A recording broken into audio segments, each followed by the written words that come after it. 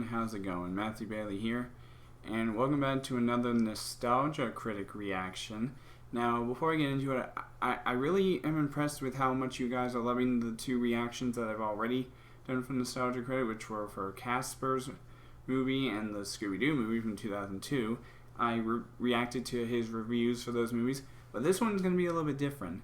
I found this on one of his seasons of Nostalgia Critic that was released around 4 or 5 years ago, called the Top 11 Best Avatar Episodes, and shockingly he was able to get one of the original voice actors for the show to come and actually be a part of it. So we'll see how it turns out, but without further ado, let's get into the reaction.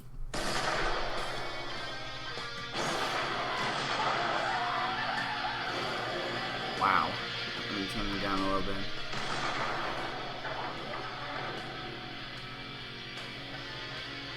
Wow, his intro. That is just crazy. Oh, well, I'm surprised how violent sometimes some of his videos can be.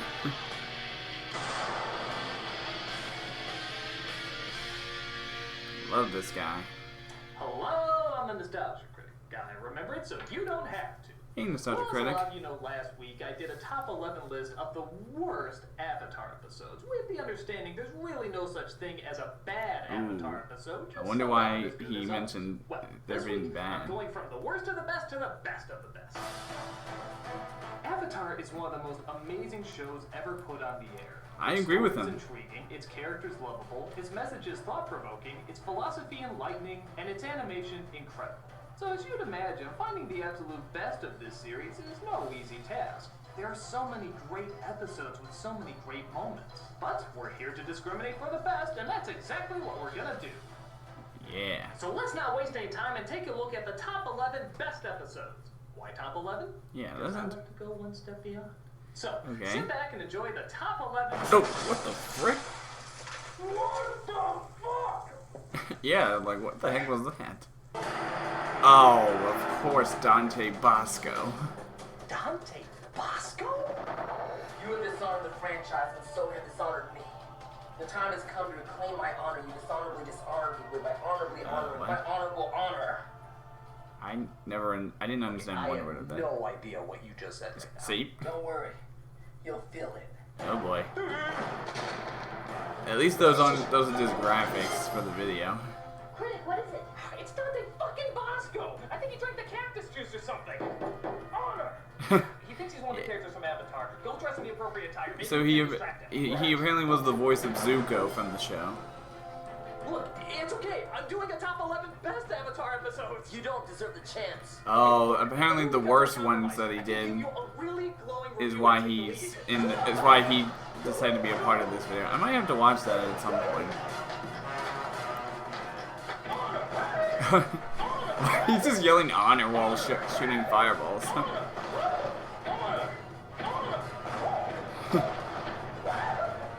Nope. That is the weirdest pose he could have ever done. What? It's time to fight fire with fire. Oh, and wow. something knows how to do it. Arrgh! And us lost boys have to stick together. That's not Avatar. Oh my gosh. Tamara, that's not Avatar. That's Hook. Why are you talking I forgot Dante Basco was also in the Hook movie, which I have seen. I might do a random movie review on that eventually. Okay? Alright, buddy. It's time to show you who's boss. Wow. Well, we'll show you who's boss. Right? And he's like, I'm out of here. Critic! Sorry, Malcolm. The needs of me outweigh the needs of you. He's gonna kill me! Well, that's show business for you. Just trying to keep him entertained while I start the countdown.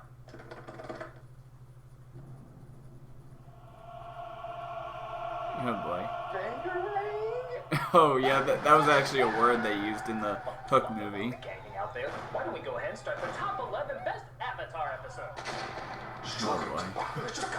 Alright, let's see what his number 11 is. Spoilers! Of course, duh. Oh crap, I think an ad's coming up. The Ember. Of course. Freaking ads.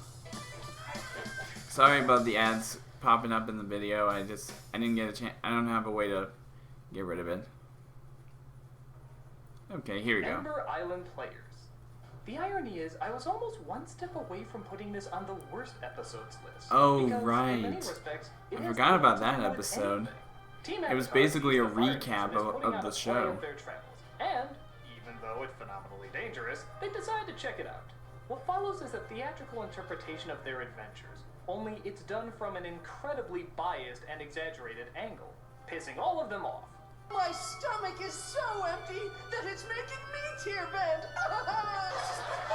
There are one or two moments of emotional exposition, but for the most part, it's just watching the play.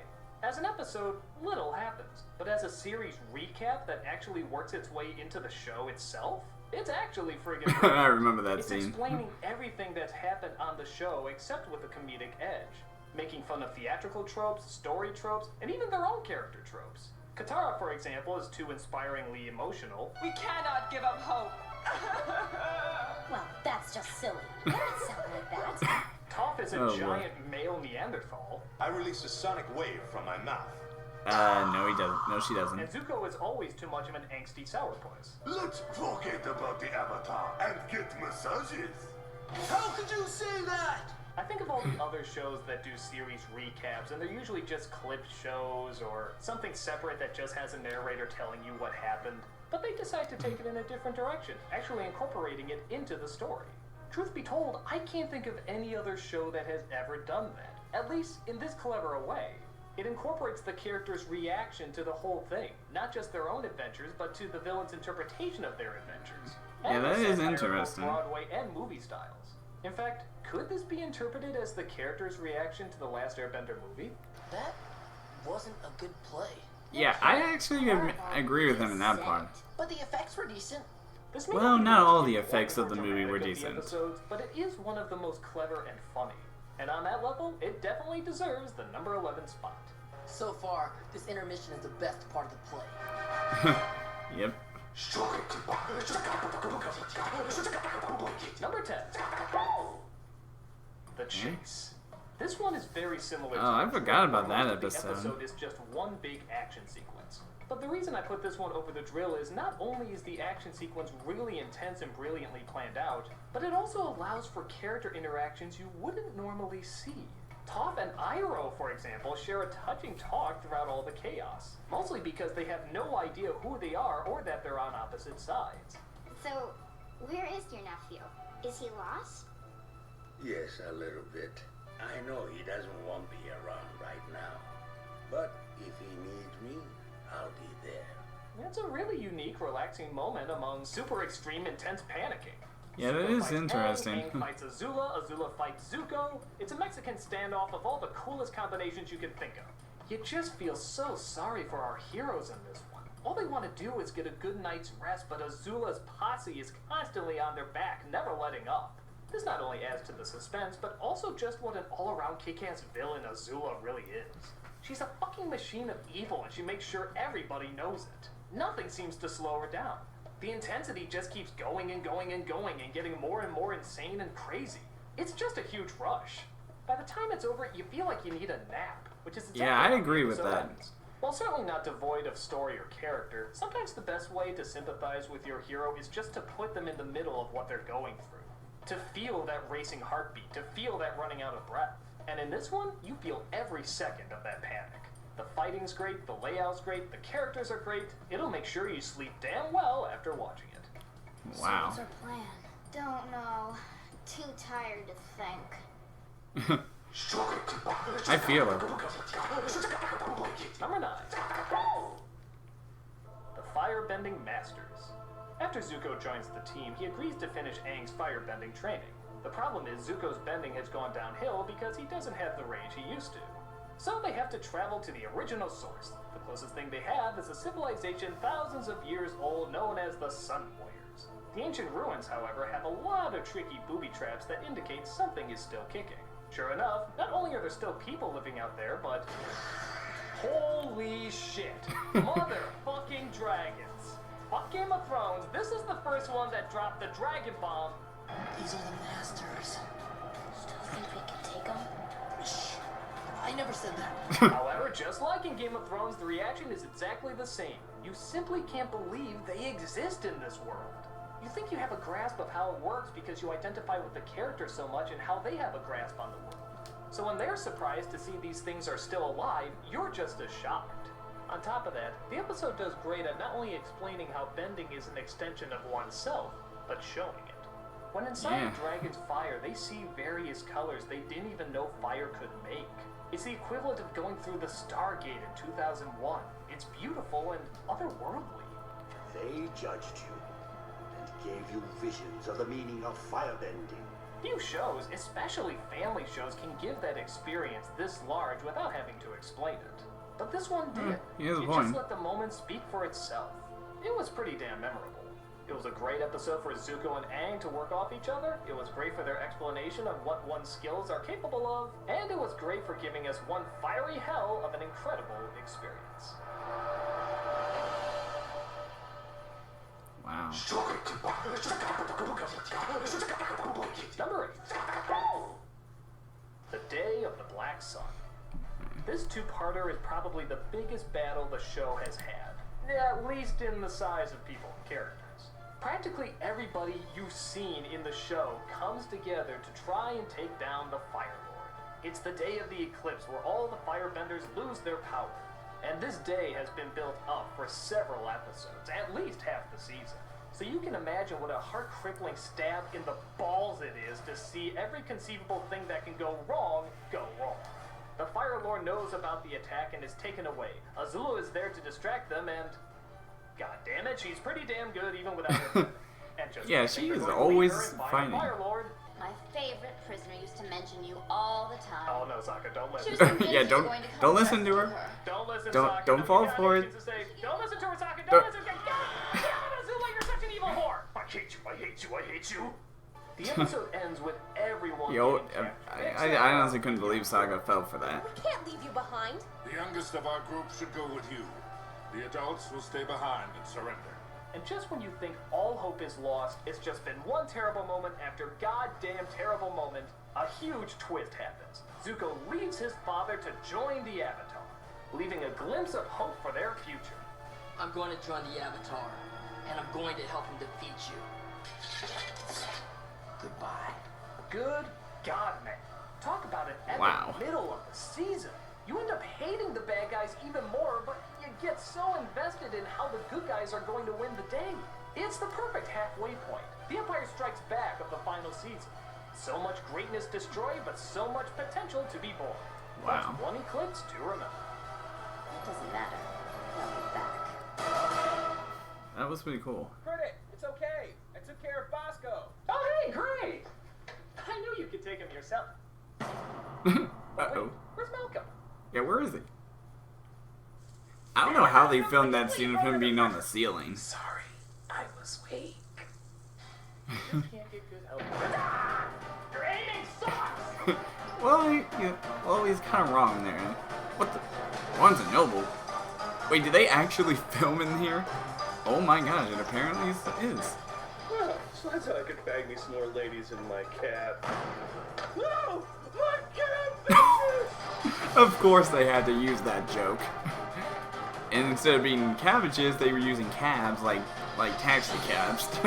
Oh, that's funny. Wow, that is a good shot. There's got to be something connected to firebending around here.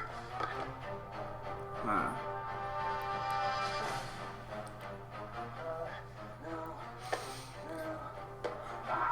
Excuse me. Here we go. Uh-oh. That must have been a hard shot to film.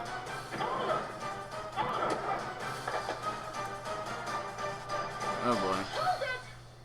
Alright, Dante, I think you've met your match. Oh boy. No, damn it. It's the wrong costume again. No, but I'm a ninja. No, it doesn't matter. We have a theme going, and we need to stick to the theme. Understand? I kind of like it. Hey, this doesn't concern you. Now look, I want you to go home, do some research, and call me when you finally wiki something, okay? Fine. It's a good try. Thank you. Hey, don't encourage him! Oh boy. Oh, they must have had to get a lot of permission to do all this. Oh, he doesn't want to shoot at his actual book. You man! You stupid man! Here, pick that. I think he used that line in the Hook movie. So that's what happened to my mom. Oh boy. Alright, I'm gonna have to multitask here a little bit. I'm gonna have to learn how to firebend while also continuing the countdown. So, with that said, lesson 1. Number 7. Oh boy. I guarantee you his firebending's probably not going to end up good. Zuko alone. Oh boy. Leaving his uncle Iroh, Zuko travels to the middle of nowhere on his own to discover his true path. Isolated from everyone who knows him, he befriends a small family who he constantly saves from a group of psychotic bullies. While doing this, we get flashbacks to a time when Zuko actually had a family. A happy one, even. He tries to remember what it's like to belong with someone who loves you. These are dual swords. Don't think of them as separate, because they're not. I think you'd really like my brother Sensu. He used to show me stuff like this all the time. Only to find the past will never fully let him go. Especially when people discover who you are.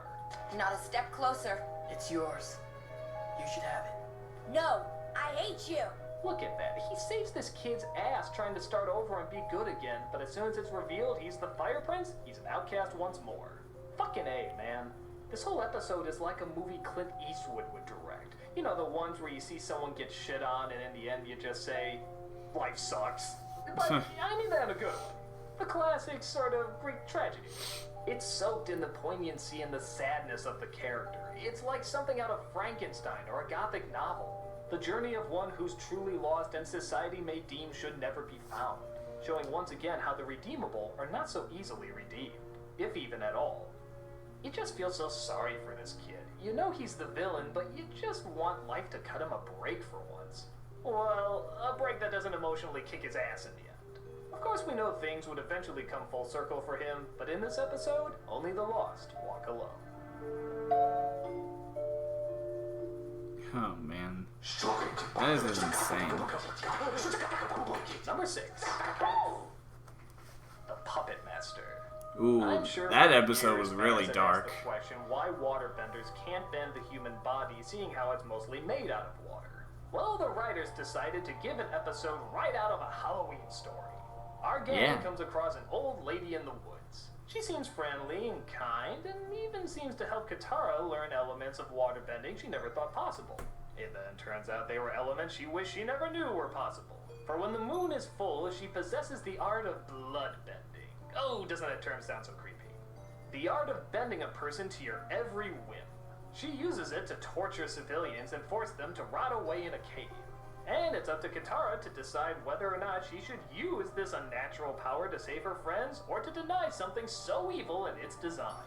Once you perfect this technique, you can control anything or anyone.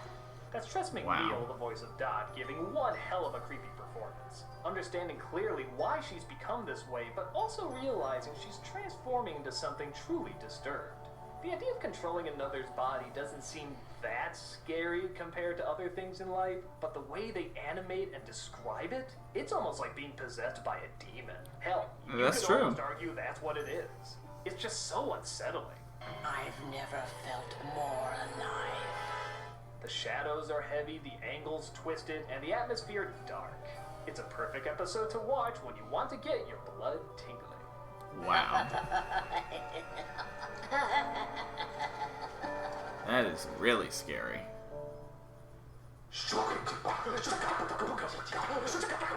Number 5. The Guru. This is the episode just before the season finale of Season 2. And it does a great job balancing out calm and meditative spirituality with brooding trouble floating on the horizon. Aang's team appears to be safe in Ba Sing Se. Hell, even Zuko seems happy having opened a tea shop with his uncle. So he travels to a wise guru to open up his chakras to better understand and control the Avatar state. The only problem is Azula and her gang are posing as Kyoshi warriors and are taking the palace over from the inside out. On top of that, Toph has been captured to bring her back home. This episode's intriguing in how one minute you can be in such wisdomly bliss and then the next you can be in such an uncomfortable place. Everything builds on top of one another. As one group is getting closer to peace, another is getting closer to tragedy. Again, the episode has a strong resemblance to The Empire Strikes Back. In fact, the similarities are almost downright eerie. Right down to the main hero leaving his training from his wise master to go save his friends. Katara's in danger. I have to go. If you leave now, you won't be able to go into the Avatar state at all.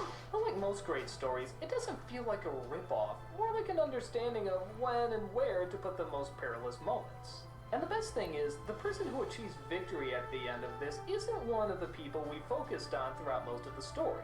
It's not Aang, Azula, or even Iroh and Zuko.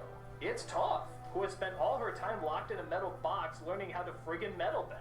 Something that's never been done before. I am the greatest earthbender in the world. Don't you two dunderheads ever forget it. So, even though the whole episode is just building to the next one, it still has an amazing resolution for one of our characters. Still giving us a self-contained, uplifting ending, while also delivering a creepy cliffhanger. Again, keeping in the bizarre mix of the episode's tone.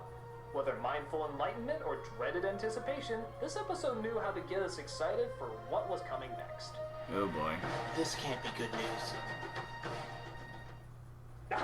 Oh, we get to see more nostalgia critic. What an engaging read. I guess it was, wasn't it? Alright, you Filipino Benjamin Button, face the power. Let's see it. Wow. That is nothing compared to how Dante Basco's firebending was. Oh, there's somebody in the background. You know, I loved you in Slumdog Millionaire. Wait. What? No, that wasn't you. I'm sorry. I always confuse you with... Ooh. Oh boy. Oh my. How on earth did they edit this? Wow. That is unbelievable. Your fourth wall jokes won't save you. I will put these comments to some good use. Oh man. How on earth are they editing this part?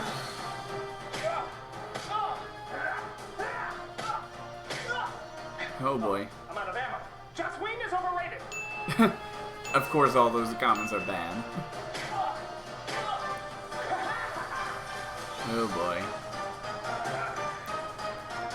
Wait, don't do it! You're gonna hit the commercial tab button! Oh, please do not be another... Okay, thank God there wasn't another ad. I don't even know how they're doing this. They must have taken them a lot of editing to figure that. Oh, that is good camouflage. Blending in with one of their thumbnails. Number fucking 4.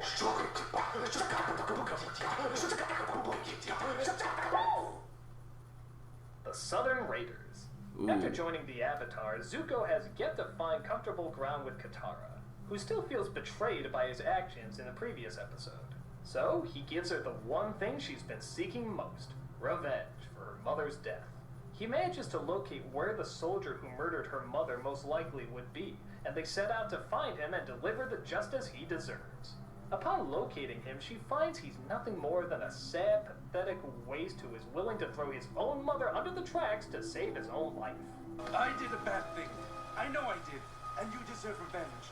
So why don't you take my mother? That would be fair. There's just nothing inside you. Nothing at all. You're pathetic and sad and empty. Please spare me. Oh boy. In the end, she finds killing him would solve nothing. But in an interesting twist, especially for a family show, she doesn't forgive him. Forgiveness is the first step you have to take to begin healing. But I didn't forgive him. I'll never forgive him. Usually this would be a big no-no for arguably the most ethical person on the show not to forgive someone. But in this case, they make it very relatable. It doesn't say whether or not this is a good thing or a bad thing, it's just how she feels. And feeling that way is totally understandable. It's a clever as well as powerful compromise. Mae Whitman, the voice of Katara, gives a great chilling performance in this. And the animation and visuals support her struggle beautifully. You understand everything she's going through, yet are still surprised at some of her actions. Especially when... Oh my god, she's bluffing. She's bluffing. Oh my god. Oh, okay, hold on for some about this. You're not supposed to do that. Oh my god, this shit is getting real. Fuck. This is also a great moment in seeing Katara and Zuko finally come together. And not in that way. Oh my god. Whoever made that fan artist is really crazy. I'm never happy. It's powerful, it's emotional, it's the perfect way to follow through on years of bad blood. Wow. Yeah, I would be really disturbed if I had to watch that. The Crossroads of Destiny. This is what the Guru was building up to, and it didn't disappoint. While the first season finale was open-ended, it did still seem to wrap up a lot of things for the most part. The Season 2 finale, however, leaves everything in shambles, with big surprises popping up, hardcore action scenes, and pretty much the destruction of everything our heroes were supposed to protect. Azula puts her plan into motion to seize the city of Ba Sing Se by manipulating the leader of the guards, leading to possibly my favorite Azula line of all time. Wow. Don't flatter yourself. You were never even a player. Oh, wow. Bitch. She's so fucking awesome. She also captured Aang's friends as well as Zuko and Iroh, giving Zuko the option to come back home if he agrees to destroy the Avatar with her. Well, Zuko seems so happy with his tea shop and his uncle. Surely he won. Oh. Zuko. No, Zuko, you're not supposed to do that. You're not supposed to do that, Zuko. Come on, you were happy. You smiled. Fuck, look, you smiled. That never happens. Why are you doing this? Zuko, I love his little comedic lines. Jasmine tea! It's not even that Zuko made the switch, it's that he betrayed his uncle. His damn uncle who was with him through thick and thin. The guy who never gave up on him, even though he took him for granted so many times. What the backstabbing hell? And just when you think things couldn't possibly get any worse, Aang is told that if he's killed in the Avatar state, the Avatars will never be reborn again. And what ends up happening? Wow. If I could borrow from my Chris Tucker folder here. Oh, hell no, that did not Oh, of course. No, wake up, Aang! Wake up, Aang! No, this is bullshit! You were the last Airbender! You were the last Avatar! No, wake up! Wake the fuck up, Aang! No, this ain't happening! This ain't happening! Okay, that's enough, dude. Jasmine tea! Now, of course, Katara saves him by bringing him back to life, but dude, for a second, we thought the Avatar cycle was dead. That was a pretty damn scary moment there. So, wow. we leave on a note where not only are the heroes beaten and torn, but the villains have taken over even more land, the possible ally has turned back into a villain, and they are hunted more now than they have ever been throughout the entire series. Damn, that is harsh. This show knows how to do a good cliffhanger. You had to Yes, wait it a does. whole year until you figured out where this was going next. It was cruel. It was sick. It was friggin' awesome. Yeah, it had us by the balls, but we were just too damn curious to see where the hell they were gonna take it. Wow. The Earth Kingdom has fallen. Wow. Let's see what number 2 is. Number 2. The Storm. That was book 1, Season up to apparently. this point was mostly action and fun. This was the episode that made fans realize there was something more to it. Something rich, something deep, something that took a lot of thought and could be executed brilliantly. The Storm dives into the backstories of both our hero and our villain. Both are told around the fireplace during a thunderous rampage outside. The perfect setting for talk of epic tragedies. Aang reveals how he was told he was going to be the Avatar, and how he ran away knowing he would have the weight of the world on his shoulders most likely during a time of war and death. Iroh tells us Zuko's backstory, about how he was a well-meaning young man who called out the motives of a general which resulted in a duel. A duel, he didn't know at the time, that was against his father. Ashamed and afraid, he refused to fight, resulting in the Fire Lord burning his face and banishing him. Within one episode, everything falls into place with these two characters. Everything that that could is true. practically be understood about them is suddenly understood. They may be enemies, but they're very similar. They're ruled by the bad choices they made in the past, and their guilt decides their actions. While one hides behind fun and games, the other hides behind ruthlessness and discipline. Two different but similar outcomes from two different but similar starting points. The episode ends with them exchanging a look. It's only for a second, but the connection is definitely there, whether they realize it or not. Confused, naive innocence staring down confused, emotional anger. It's a chilling. I'm surprised one of the show's best. Dante hasn't This found was him the yet in point that for many thumbnail. When they realized this wasn't just a smart cartoon show. We'll see this what was happens. Something that could leave an impact. Something that had a plan, something we were feeling more and more was in outstanding, downright genius hands. We became confident in where it was going, and we couldn't wait to see where it was going. It was exciting, it was new. It was a totally different turn that the show hadn't taken before, and it only got us more excited to see what was coming next. Wow. So I have a feeling I know what the number one's probably gonna be, but we'll see. And the number one greatest Avatar episode is... Oh, now he finds him. Prepare to meet the great Melon Lord in the sky. Oh, how the hell can my body take so much abuse? That's true. Wait a minute, Dante, I only have one episode left. The greatest Avatar episode of all time. Wouldn't it be more honorable if both you and I talked about why it's so wonderful? But then you wouldn't be punished. The only one you're punishing is yourself, man. I mean, look at you. Look at the Karate Kid with Well, he kind of does look like he's doing You're trying that. so hard to show off the best of Zuko for the fans when really we should be thankful there even was a Zuko to begin with. You don't need to do that. Wow. You're already fucking beautiful, Dante Basco. You're awesome. You don't need to put on this show for us.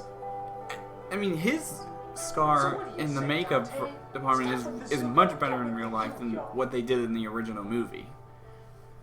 You had me into that last line. Yeah, that really fucking killed it. The rest is pretty good, though. Thank you. Wow. So what do you say, man? Can we do this? Why the hell not? Wow. I was wondering if he's gonna hit him. I knew it. The number one Avatar episode is...